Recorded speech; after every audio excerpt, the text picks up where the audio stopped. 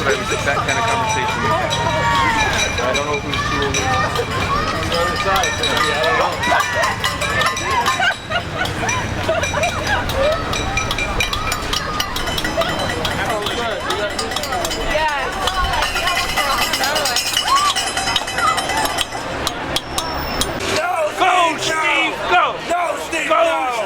Go, Steve! You're number one! Steve, number one! Go, Steve, go!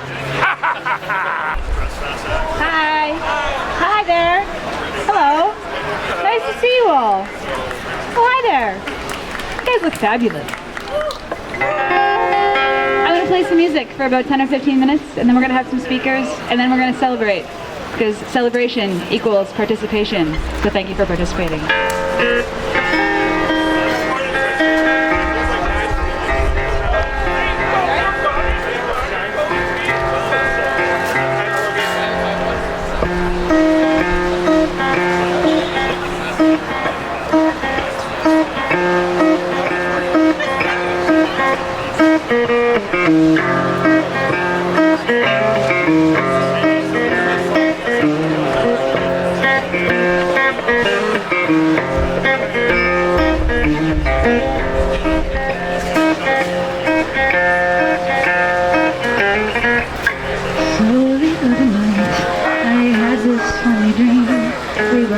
Bigger than we seemed. We were never told we were too small to do something. Everyone around me had 100 hands. We had the most amazing plans. We were never told we were too late to do something.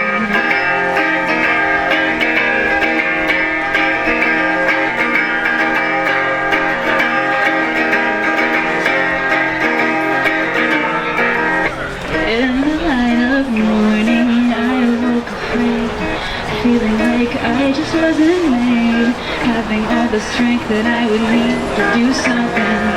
Oh, I just can't imagine what to do now with all of these nightmares coming true. All of these nightmares. Oh, I keep getting stronger. The night is getting longer, a little every day.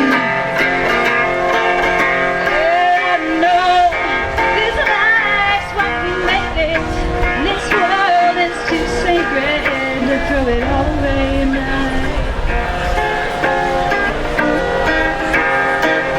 I refuse to lose my faith now.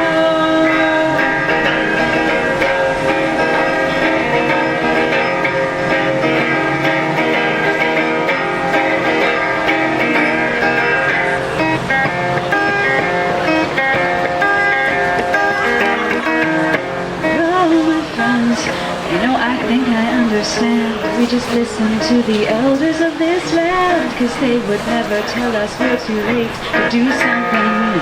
Oh, don't tell me you cannot feel the change. We are all of us wiser with our age. All of us wiser. Oh, I keep getting stronger. The light's getting longer.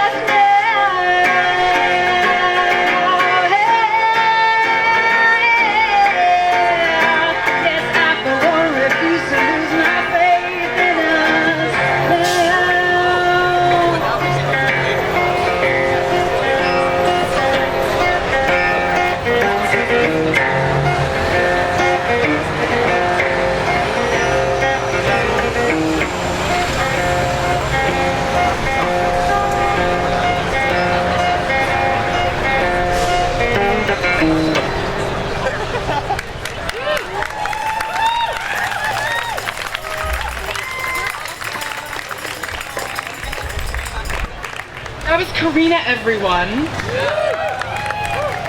Hello, my name's Jessica. I'm going to be MCing the Stop Harper rally today on Canada Day. How's everyone feeling? We can't begin today without mentioning whose land we're on. This isn't our land, it's definitely not my land. We are on unceded Coast Salish territory, and I would like to humbly thank members of the Coast Salish community for allowing us to do this today. We're going to have someone come up very soon and do a song and discuss some of those issues with us. I don't know about you, but as you can probably tell, I'm from England, and I emigrated here about 7 years ago. And I was under the illusion that Canada was this wonderful place where if you didn't want to go to war in your country, Canada would allow you to move here and have free healthcare and create a home. That is not the case anymore, and that makes me very sad. I wanted to pour out my whole childhood into Canada and say, look, you found home. And it didn't happen. So thank you all for being here today. We have some incredible speakers today. Look who just arrived, Libby Davis. Very exciting. You hate me now, don't you? I'm sorry. Up first, we have Shawn Valz from the Pirate Party. He's the leader of the Pirate Party of Canada, a federal political party focused on addressing corruption and intellectual property reform. Thanks, guys. I'm gonna read off of my device. It's green because I didn't print paper, but it's also conservative because I didn't pay for any paper. Louder. Turn it. Is this gonna cause? Yeah. All right. Okay. Well, I'm the leader of the Pirate Party of Canada. We're the local incarnation of the international movement. One of the fastest growing parties in Canada, and we have seats in Germany, Spain, Austria, and European Parliament. I don't know. Yeah. Thank you. We're most famous for defending file sharing because spying on your internet is the only way to know whether or not you're committing copyright infringement, which is a violation of your privacy. And we stood up for WikiLeaks, the revolutionary whistleblowing organization which is under attack for wanting to tell you the truth. What we have now is a cynical and one-sided parliament beholden to corporate power over individuals, which reminds me of a funny joke. What's black and white and red all over? It doesn't matter in a majority government. What would an effective parliament look like? The best parliament would be a collaborative mosaic of a larger number of parties. Parties should not be seeking to win parliament. We would be better off if the Conservatives had to compromise, and the same would be true for any party. The idea that any party is infallible is a dangerous idea. I am just as afraid of an NDP majority government as I am of a Conservative majority government, and so should you. We cannot stop at stopping Harper. We have to stop corruption. We have to stop the centralization of power. We have to stop the influence of money on our politicians. We have to protect participation in government, whether it be through demonstrations like this, powerful journalism, blowing the whistle on wrongdoing, starting your own political party, or by casting votes that actually matter in fair elections. I bet a lot of people here would like to participate in direct democracy on your smartphones, or at the very least they should be asking our opinion more often. Parliament needs to be transparent, open to criticism, and open to input. We need a Prime Minister that looks a lot less like Darth Sidious. The Parliament most adapted to handle change will survive. Diverse ideas and collaboration is the Parliament of the future. And this change is not going to come by itself. People are too afraid of vote splitting for any Libertarian Party candidates or First People National Party candidates, even though both groups deserve to be represented.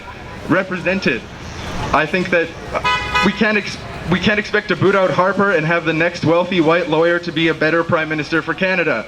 I think mixed member proportional is a tried and tested electoral system. Stephen Harper is the Prime Minister who shakes hands with his son instead of hugging him. He's the Prime Minister who sent out a Christmas card that was a picture of himself looking at pictures of himself. The Prime Minister who has been held in contempt of Parliament multiple times. They broke campaign finance laws. They made offensive phone calls pretending to be the Liberal Party. They've been caught using dirty phone tricks in previous elections. They monitor us on social media and infiltrate and troll Facebook groups and the comment sections on news sites. They're waging a war on truth, closing down climate studies that go against against their narrative, and their disgusting strategist Tom Flanagan called for the murder of Julian Assange.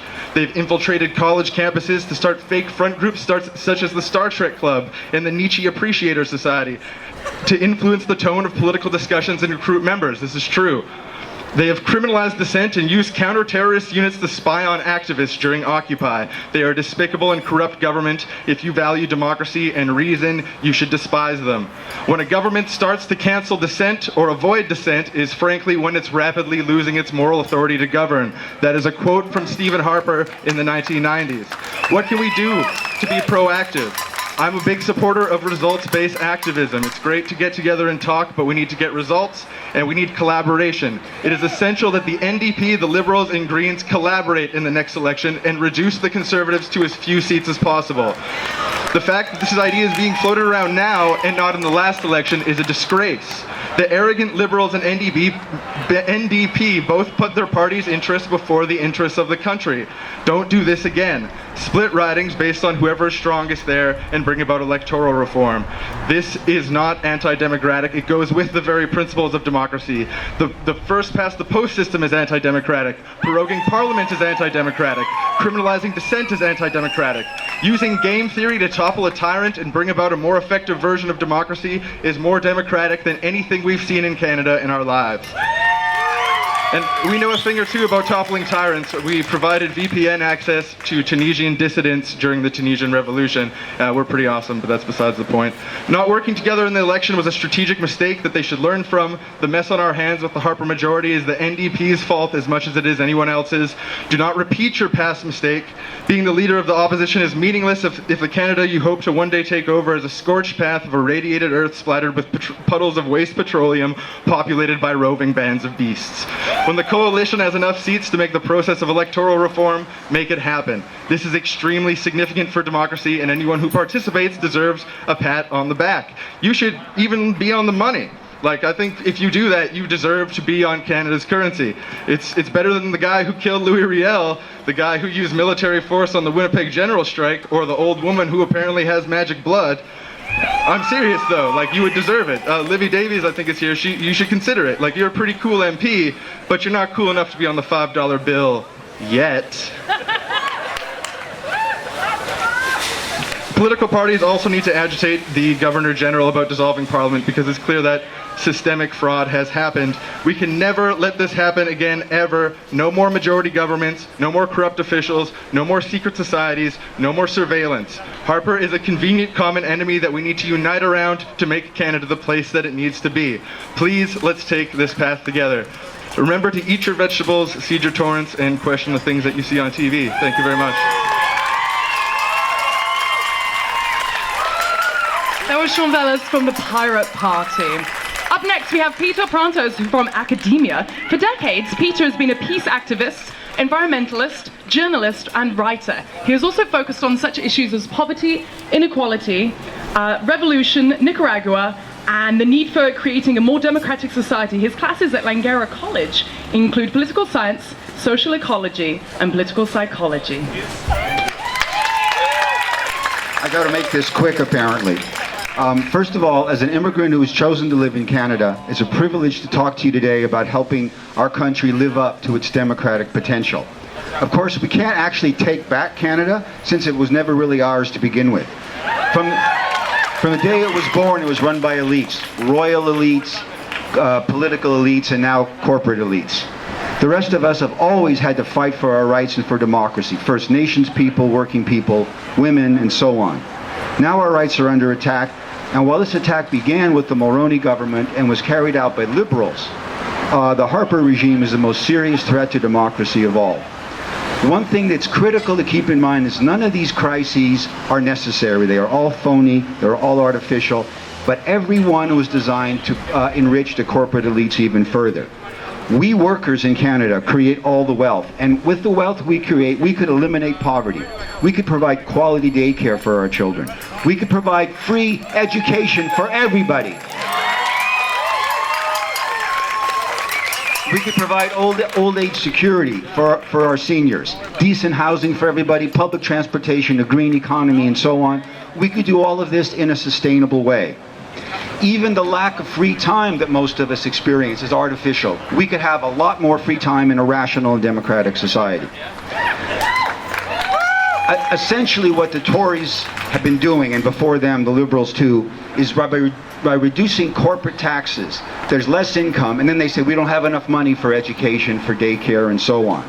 That's how they try and justify cutting public services, eliminating environmental protections, reducing wages, while at the same time they waste tens of billions of dollars on fighter jets, which I don't think we need, on warships, prisons, which is quite ominous, and something like $20 billion to help Bush invade Afghanistan. What Harper is trying to do in his 4 years is to wreck Canada as much as he can.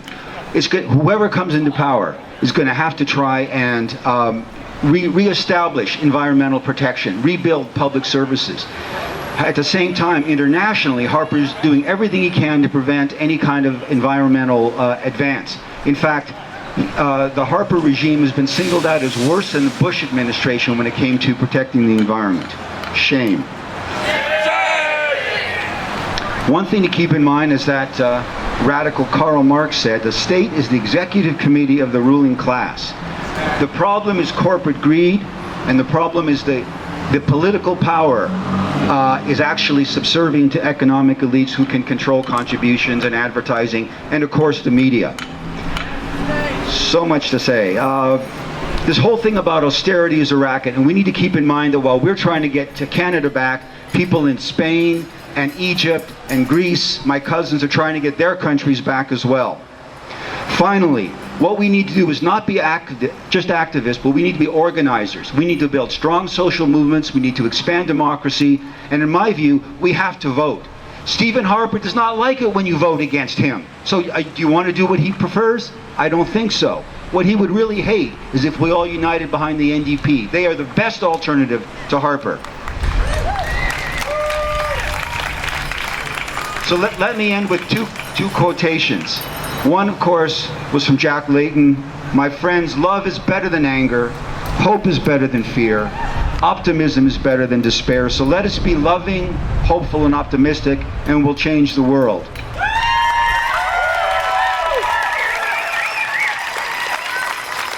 And finally, like the Rockers' Midnight Oil put it, to paraphrase them, it's our country, we'll take it back. Thank you very much. Thank you, Pete.